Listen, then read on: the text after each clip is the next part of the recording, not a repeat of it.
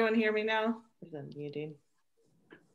Okay, so as Rick said, we're going to talk about a few online issues along with some tips about around the holidays for youth. I do support a statewide multi-system youth council. That council has been meeting pretty much every week during the pandemic.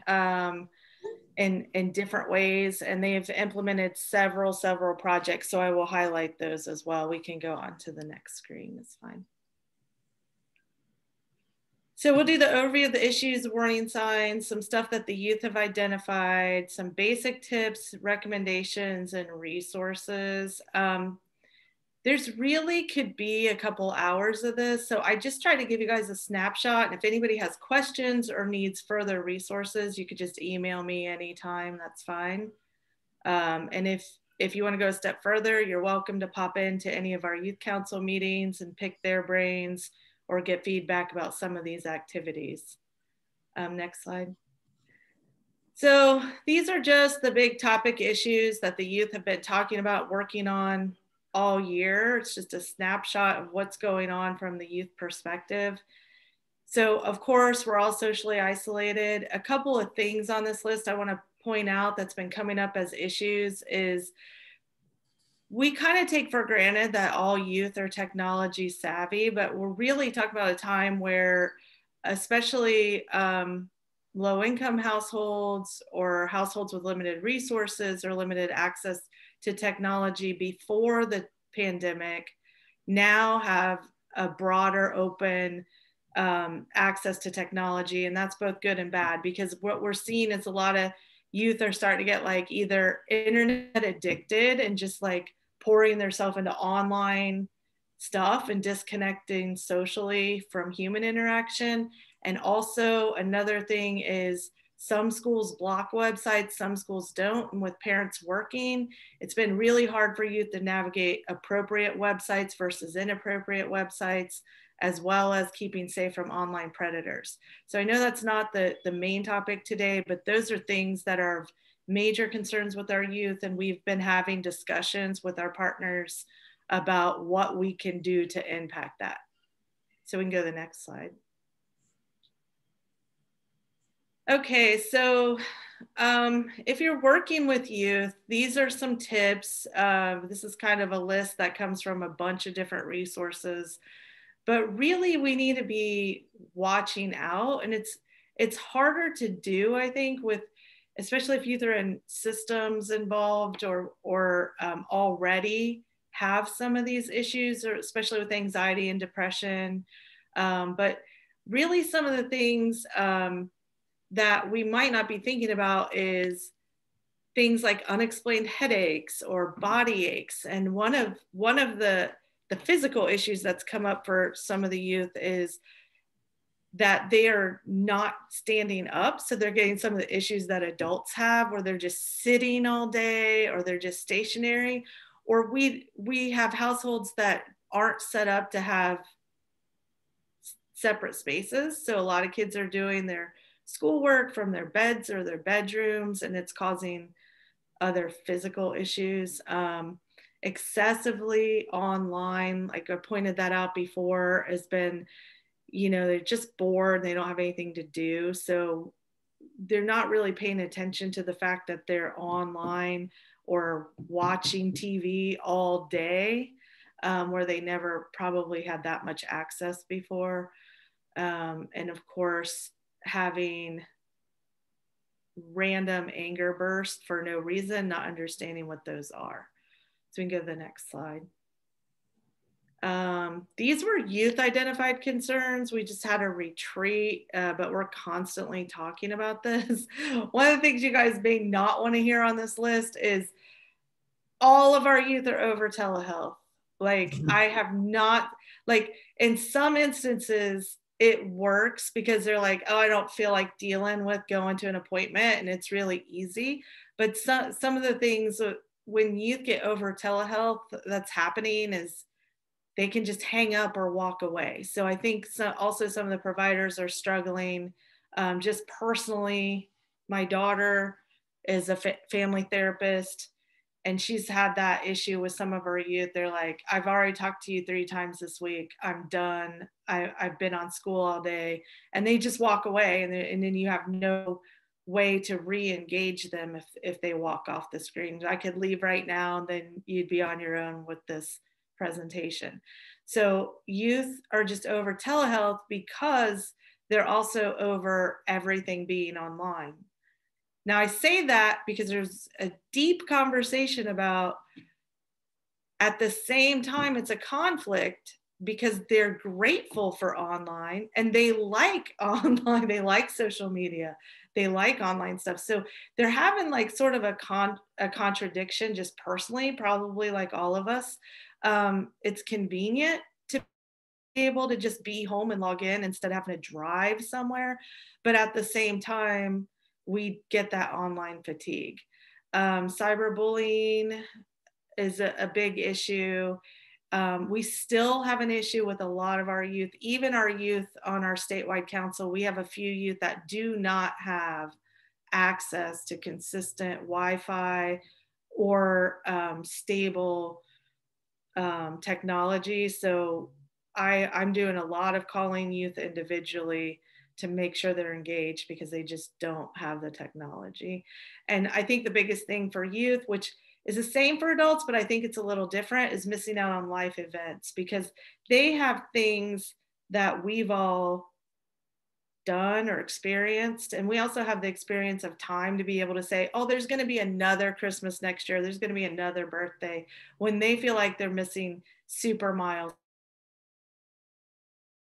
16th birthdays, like 18th birthdays, like 21st birthdays. And they think that's it. They think there's like, I missed it and now that's never going to happen again, which is true. But we also know we're trying to get them to focus on there are other things coming up and giving them ideas on how to address those other things. So we can go to the next one. So we start out with our youth, just talking to them about basic pandemic tips for everybody. So of course, this is where social media and technology is helpful because then we can still connect to each other, get work done, and still have school. But we have to take time to relax, take breaths, stretch, or meditate. That helps with online anxiety. If you guys heard me sharing with Rick, that right before this call, I've got all these teenagers in my house trying to do homeschool right now. It's a lot of anxiety to have to pay attention when you have 4 or 5 other people doing their own work in front of you.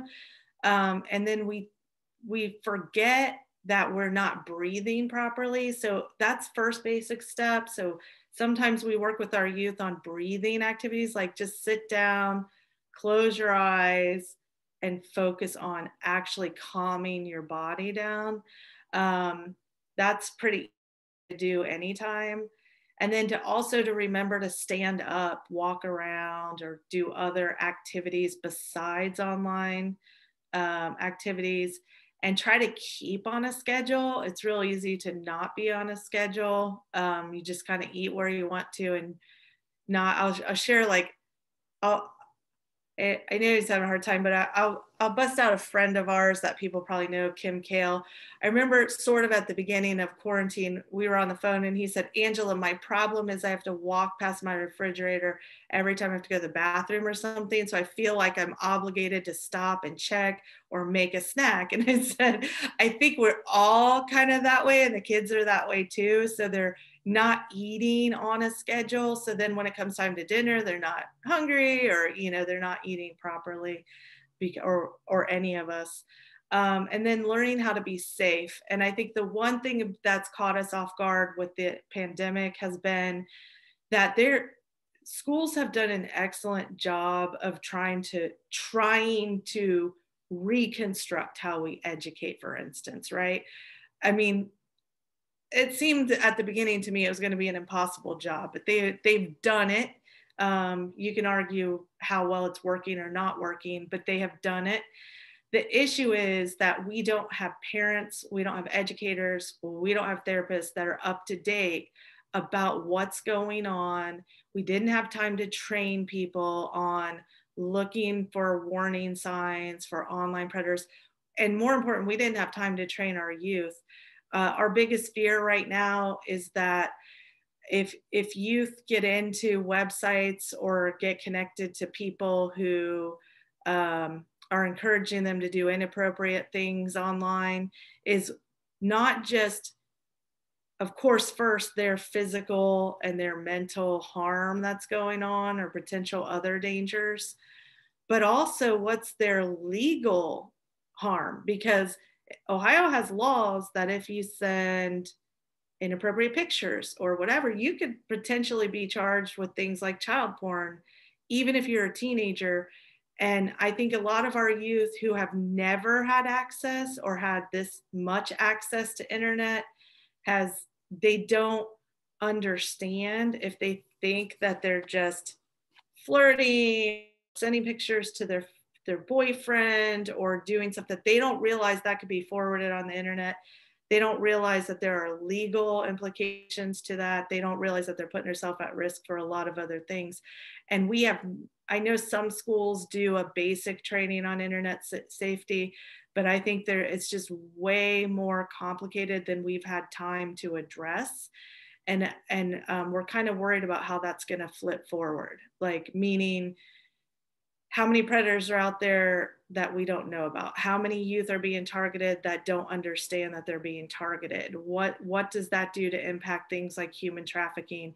And then again, how does that impact youth?